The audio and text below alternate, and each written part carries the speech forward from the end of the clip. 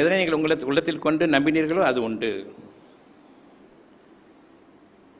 இனி நீங்கள் விரும்பிய பாதையில் உங்களுடைய உடல் ஒட்டுமொத்தமாக அமையும். உங்களுடைய இலக்கு அதுதான். அதில்தான் நீங்கள் உங்களுடைய வாழ்க்கையை அமைக்க இருக்கின்றீர்கள்.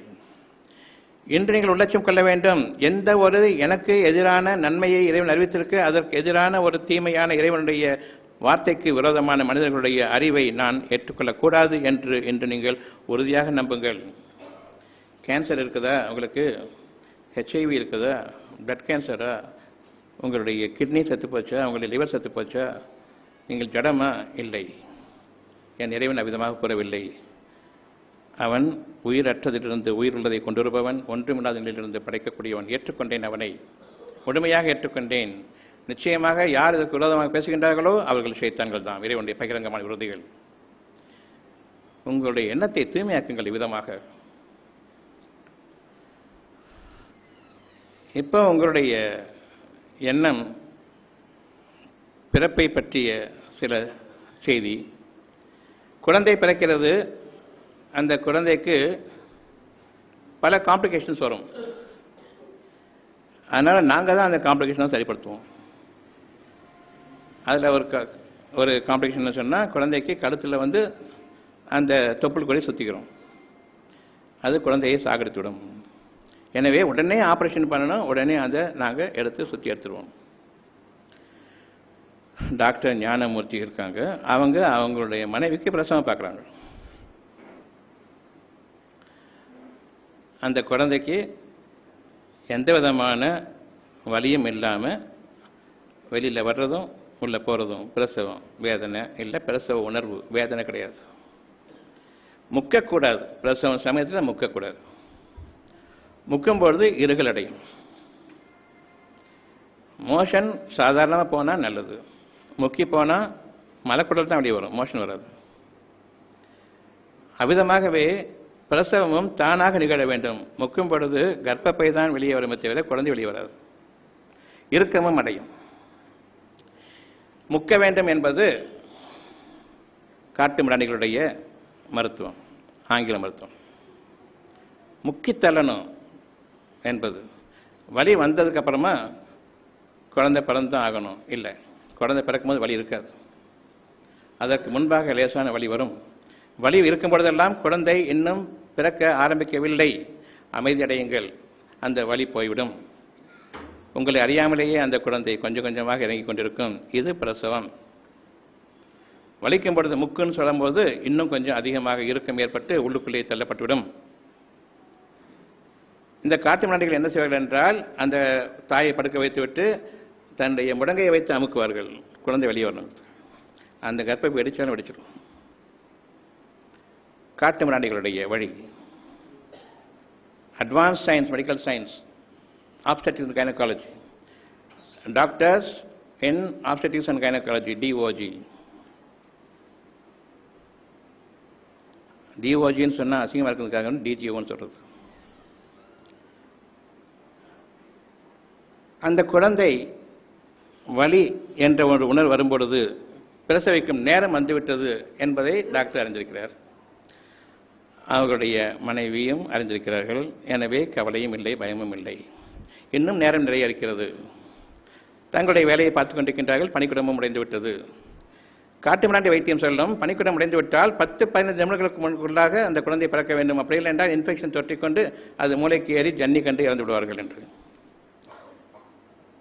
நம்பிவிட்டால் அது உண்டு. நான் நம்பவில்லை. காட்டு மிராண்டிகள் என்று தெரிந்துவிட்டது, அறிவில்லாதவர்கள் என்று தெரிந்துவிட்டது. இவர்களுடைய பேச்சு எனக்கு கூடாது, அவர்களுடைய எண்ணமும் கூடாது. முற்றிலுமாக அடித்து துளைத்தாகிவிட்டது. இனி இறை ஒன்றுதான் இங்கே இருக்கின்றது, சுகமான பிரசவம் வேண்டும். எது வேணும் உங்களுக்கு? சுகமான பிரசவமா அல்லது காட்டு மிராண்டி வைத்தியமா? எது வேண்டும்?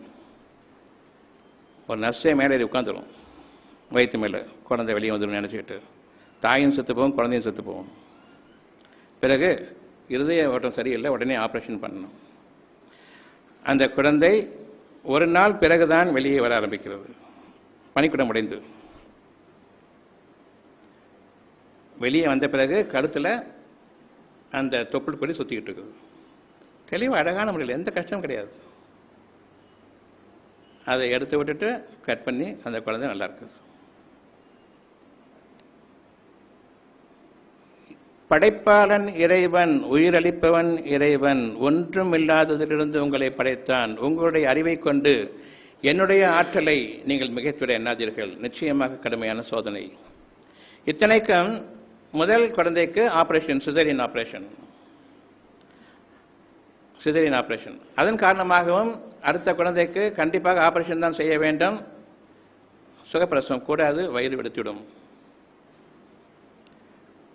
எவ்வளவு அறிவற்றவர்கள் டாக்டர்கள் என்பதற்கு உதாரணம் இது.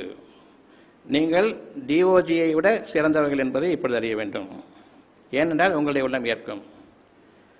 கையில் ஒரு வெட்டுக்காயம், சரியா? இது ஆறிட்டு வருது.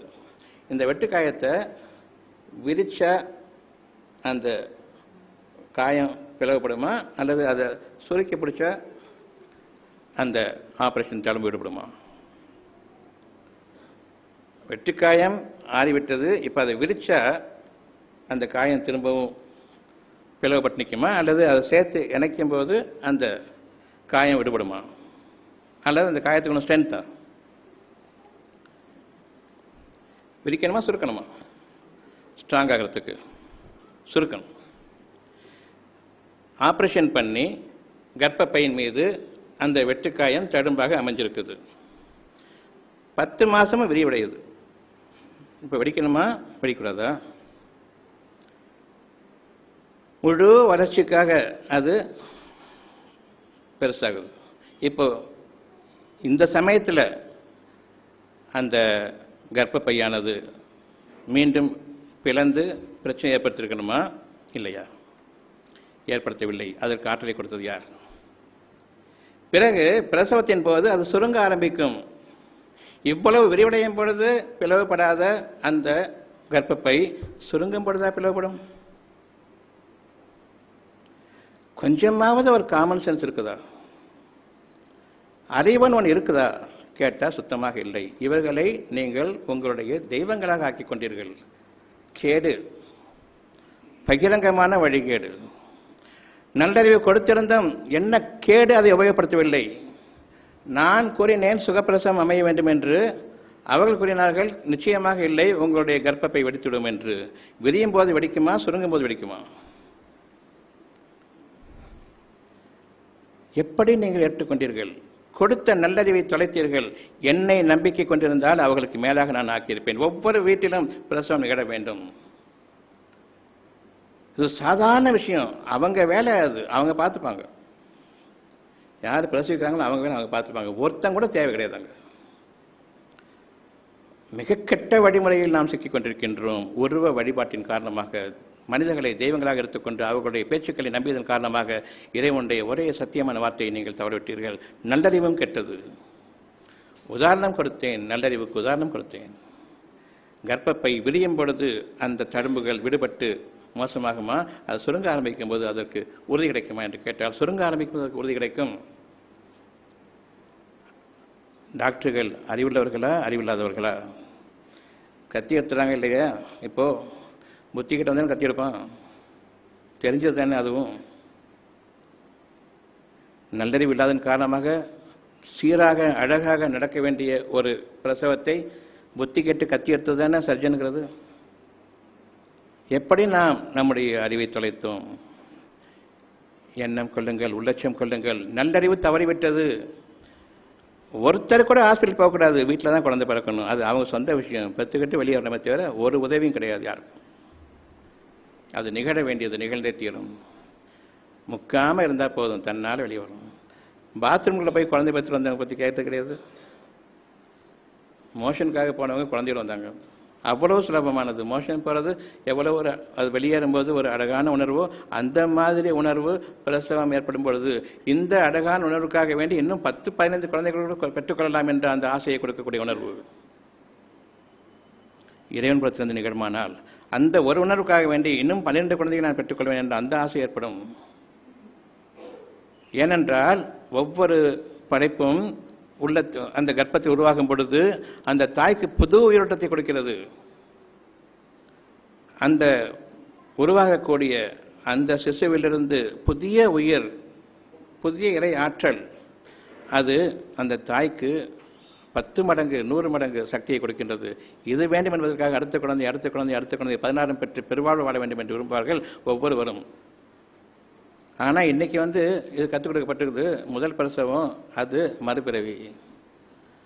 மூதேவிங்களை நம்பி ஏன் இப்படி கேட்டோம் தெரியல. ஸ்ரீதேவித்தனமான வாழ்க்கையை விட்டுட்டு என்ன கேடு ஏற்பட்டது? குழந்தையை பற்றிய அறிவு யாருக்கு இருக்கிறது?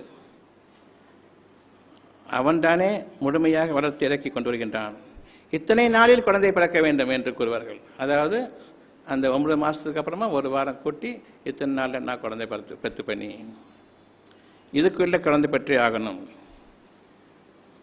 இந்த விஷயத்தையும் தெளிவாக புரிந்து கொள்ளுங்கள். 9 மாதத்தில் குழந்தை பிறக்கணும்னு அவசியமே இல்லை. 10 மாதமும் ஆகட்டும், 11 மாதமும் ஆகட்டும். அது முழுமையடைந்த பிறகுதான் வெளிவரும். அதுவரையில் பொறுமையாக இருங்கள். குழந்தையுடைய படைப்பு உங்களிடம் இல்லை. 7 மாதத்தில் பிறந்தா அது குறைப்பிரசவம் சொல்றீங்கல்ல. 7 மாதத்தில் பிறந்துட்டு 9 மாதம் இல்லை, 7 மாதத்தில் பிறந்ததுன்னா குறைப்பிரசவம் சொல்றீங்க இல்லையா? 11 மாதத்தில் பிறந்தா அது நிலைப்பிரசவம் தானே. அதையும் விளங்க மாட்டேங்குது. மனிதர்களுடைய கெட்ட அறிவை நம்பாதீர்கள். மனிதர்களுடைய புத்தகங்கள் அவ்வளவும் உங்களை புடுப்பூச்சிகளாக மாற்றிவிடும் என்பதை அறிந்து கொள்ளுங்கள். ஜாஸ்தியாக புத்தகம் படித்தா புத்தக புடுந்தான் சொல்லுவாங்க, மேலும் சொல்லுவாங்களா? எவ்வளவு புத்தகம் படிக்கின்றோமோ அந்த அளவுக்கு நாம் புடுப்பூச்சிகளுக்கு இணையாக ஆகிவிடுவோம். சத்தியத்தை மறந்து விடுவோம். பெருமை கொண்ட மனிதர்கள் எதிர்விட்டு சென்று விட்டார்கள். பிளாக் அண்ட் ஒயிட் இருக்கிற காரணமாக, ஒரு டாக்குமெண்ட் இருக்கிற காரணமாக I am totally believing in it சொல்றது ரொம்ப தப்பு. எவ்வளவு படிக்கின்றோமோ அந்த அளவுக்கு உள்ளத்தினுடைய சாட்சியத்தையும் உள்ளத்தினுடைய மகத்தான மாபெரும் இறை ஆற்றல் மிக்க அந்த ஞானங்களையும் நாம் இழந்து விடுவோம். ஒவ்வொரு வார்த்தையும் இந்த ஞானங்களுக்கு விரோதமானது. ஒரு வார்த்தை கூறுங்கள் பார்க்கலாம் உங்களுடைய புத்தகத்திலிருந்து இந்த ஞானங்களுக்கு சமமாக கிடையாது. ஆனால் சொல்லிக் கொடுக்கும் பொழுது சத்தியம்தானே என்று இருக்கிறது. உண்மைதானே? நிச்சயமாக இது உங்கள் இறைவனிடமிருந்துள்ள உண்மைதான். ஏனென்றால் அந்த ஒரு இருதயத்திற்கு இது சமாதானமாக இருக்கின்றது.